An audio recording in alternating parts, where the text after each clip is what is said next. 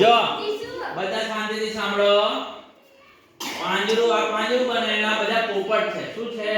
પોપટ. બરાબર. તો તમારે હાથ ઉપર રાખવાના. બરાબર. અને આ જે બાળકો છે એ શું કરશે? પાંજરામાંથી અંદર બહાર થશે. જેવી આ મંજીરા વગર બંધ થઈ જાય એવું તમારે પાંજરું બંધ કરી દેવાનું છે. અને જે પાંજરામાં પૂરાઈ જાય એ આઉટ થઈ જાય કે સાઈડ પર બેસી જશે. રેડી? હા. મજા આવશે ને? હા. ચાલો રેડી? 1 2 3 સ્ટાર્ટ.